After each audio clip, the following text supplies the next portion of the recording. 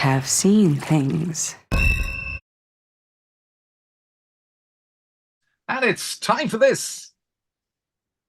Ocean Drives films with Eclipse Dine-In Cinemas Bundoran. Now serving pizza, hot dogs, ice cream and more to your seat. Find out more at Eclipse. Time to join our man at the movies for his first review of 2024. Collie McFadden joins us with the latest from Eclipse Cinemas in Bundoran. Hey, it's a happy new year to you. Happy New Year, Seamie, and to all the listeners. And it's great to be still here. Another year, we're still going, even though we're having a bit of a start, and then we're having a little break, and then we'll be back. It's one of the things that always happens, with the papers over Christmas when we're all sitting around, whether we're looking at a real paper or looking on the tablets, what's coming up in 2024? What's coming up? And, I get all excited again. I have a week off at Christmas and I get all excited about these movies. And, some of them are going to be great and some of them will be less than great. But you and I will have such a laugh talking about them. But I used to have a theory that January was a very poor time for films. And I don't know if it's post-COVID or anything, but this seems to have changed completely. This time last year, our first review of the year was a movie called A Man Called Otto, which we loved.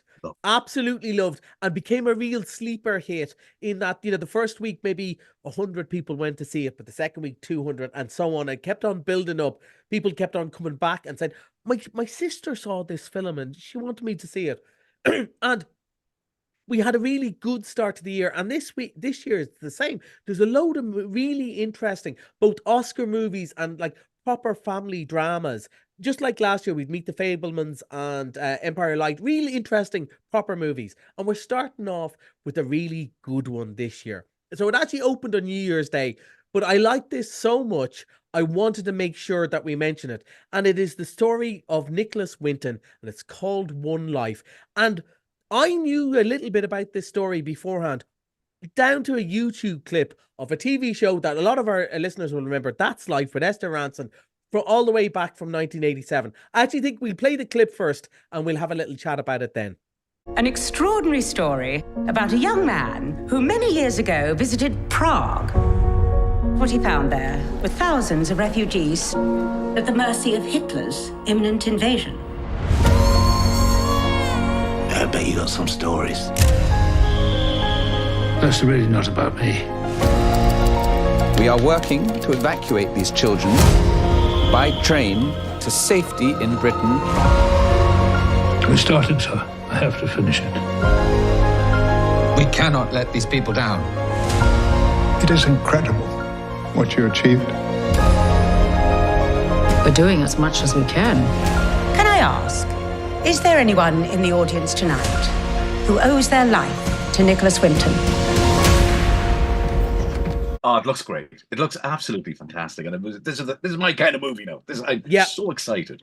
Absolutely. Well acted, historically interesting. And it would be coincidence, right? Because they would have been making this 4 years ago.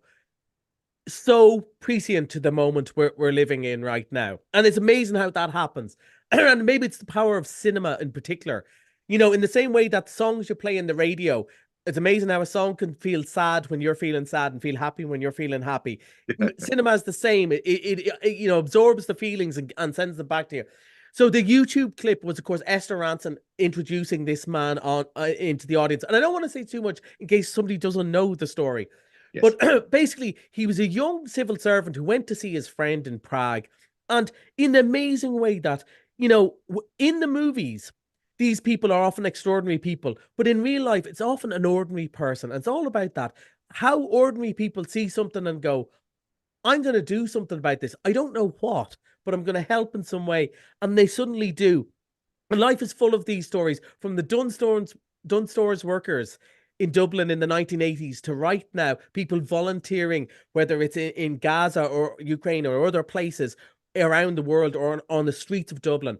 That people who aren't famous, who have nothing to gain, just say, no, I see something wrong and I'm going to do something about it. And he decided that he's a stockbroker, but he was known to be good at paperwork. And he thought, I can get these people visas because I understand how the civil service work, and I can do the meetings, and I've kind of a posh name. And if I go in there and say, oh, I need a visa for such and such a person, they'll give it because I understand bureaucracy. And it's amazing that in all the horrors and evil and so on, what they really needed was stamps and some money to guarantee the refugees. They wouldn't take the refugees unless they had at least £50, which would, I don't know, it was about £1,000 at the time, worth about €1,000 now, to guarantee that there'll be a flight for them home, which makes you think of what's going on in the UK now. And also what's going on here in Ireland. I know nobody came for a politics lecture to our show, and they're not going to get one from me now. But it's impossible to watch it and not think, there, but for the grace of God go I, or my parents, or my grandparents. And only for people could, the right people lend a hand. God only knows where we. I think we're in the same vein as Schindler's List. This is where it's very much, the story would be as British Schindler's List. And again, Oscar, this guy was a good guy, but not necessarily a very important guy. Oscar Schindler was kind of a failed businessman who just saw something wrong and said, I have to do something. And like Oscar Schindler, Nicholas Winton was somewhat haunted by the people he couldn't help, which is amazing because look at all the people you did help. But it's a brilliant story, whether you know it all already or you've never heard of this man at all. It's a fascinating, brilliant movie. And Anthony Hopkins is so good in it. I know it's not a surprise to say Anthony Hopkins is a good actor, but it's so good. And he managed to convey how these people weren't sentimental. A lot of people of the war generation, as you know, don't like to talk about it. No. But he only willing to mention a few things because he wants to draw a bit of attention to his fundraising for something else. And that's the only reason he agrees to appear on television. He has no interest in it, in fame at all. It's not about him, it's about the people. And these are the people who get things done. And we don't have enough statues of these sort of people. And go and see it. You won't be disappointed. It's a brilliant movie and a brilliant start to 2024. Wow, yes. That's One Life, and it is now showing. Yeah, right now. Yeah. Right now. Oh, right now. That is available to watch. Right. Something that I have very little interest in, but we'll have a go at it anyway. It's Nightswim, folks. And according to the blip here, it's an upcoming American supernatural horror film. Stay out of your swimming pool. Well, it's so upcoming. It opens tomorrow. Like, I was thinking, could I sell this to you? But the Irish actress Kerry Condon is in, who's so brilliant in Banshees of Inisherin. And I'd love to see her cashing in a bit now, on that fame. Other than that, you're going to hate this. But is there a shark in the pool? That's what I like to. No, it's more like there's a ghost in the swimming pool, right? Now, this is one of those movies, when we watch the trailers, sometimes in work, a couple of us watch the trailers together, and the girl, I say girl, she's in her 40s, a woman who loves horror went, oh my God, I can't wait to see that. And another person beside me went, well, that looked awful. And in some ways, they're both right. If you liked the recent movie Thanksgiving, if you like The Nun or Insidious and those sort of movies, this is right up your street. It looks good fun. And one of the things I would give credit for, they clearly know this is silly and fun, and it's after Christmas and everyone's watching Elf and Home Alone and stuff, and teenagers want to go and see a scary movie on a Friday night. And this is it. And it's probably nonsense and great fun. And the monster isn't just going to get them. He's going to make a funny remark and then get them. So if this is up to your type of movie, 100%, I'm not that pushed. And Jamie, you will hate it. But I know there's teenagers there that'll go, oh man, can't wait for this. Can't wait for this. And it's good to have a bit of something different and a bit of nonsense. Okay, Nightswim now showing at the cinema. Okay, if you like a good scary. We'll chat quickly about Missed It Monday. You're bringing back something I haven't seen, and I'm really wanted to see this. The Miracle Club. Did really, really well. And again, a bit like A Man Called Otto and a bit like I think One Life will do. It was kind of a slow burn. People just kept on coming back to see it. And the boss would go, maybe it's run its course. And then next week it would do well again. And it is this, it's kind of a story, an Irish story, really made for Americans, but everyone can enjoy it because it is a great cast, slightly corny story, and it may be a wee bit sadder than we'd one person who came and saw it and went, I thought it was a funny movie. That made me cry. And I went, well, it's funny until that sad. And then we go, no, you lied to me. So aside from that person who I'll apologize to, although I don't really mean my apology, pray for me in Lourdes if you're sorry. But it is really good. And I think if you missed a chance to see it, I think you'd really enjoy it. Kathy Bates, Maggie Smith, how could you go wrong on Monday for a fiver? For a fiver, yeah. I look forward to that. It's a comedy drama. And you might cry as well. Right, I what cry else in have you every day, got? sure. You're looking Yeah. forward to 2024 as never before in the cinema. Oh yeah, we've even just in January next week, where we both won't be on. We've got Poor Things, which I can't wait to see, which is a big Oscar contender with Emma Stone. I was trying to come on the radio and say, don't say the word sexy Frankenstein, but I'm going to say it. It's kind of a sexy Frankenstein.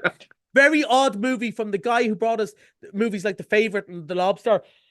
That's going to be really good. And then we have another real life drama, George Clooney's The Boys in the Boat, about an Olympic rowing crew who went, I think it was the 1936 Munich Olympics. Looks really interesting, biopic, your sort of movie.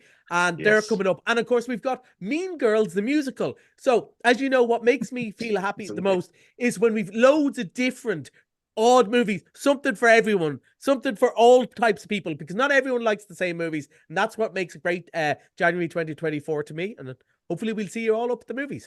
And what else is still running? Is still there? What else have we got? Wonka. Still showing? Wonka. Yeah, I'm hearing great things about it. Oh, I just assumed you would have seen it. It is great. Again, a musical, and so many people have loved it. And we've had so many family parties. There's people having a 50th birthday party next weekend. They've booked out a whole screen to see it because they wanted something. They wanted something that was good for the 5-year-old grandkids. And his parents are still alive, and they're all going to see it. And they said, what movie would you pick? And I went, Wonka. Wonka is the only one that's going to keep all of those people happy. So that's a perfect choice. If anybody hasn't seen it yet, do go and see it in the big screen. It is great. Don't worry about that. Oh, but you loved the old movie. It doesn't take anything away from the old movie. It's just a big batch of loveliness. And the songs from the Divine Comedy are, well, divine. Divine is the word. So look at we're not here for probably the next 2 weeks. We're taking a wee break from the cinema, but we'll be back after that. Bit of holidays, things are happening, that type of thing. Collie, look at enjoy the movies all next week, and we'll talk to you back here in about 2 weeks' time.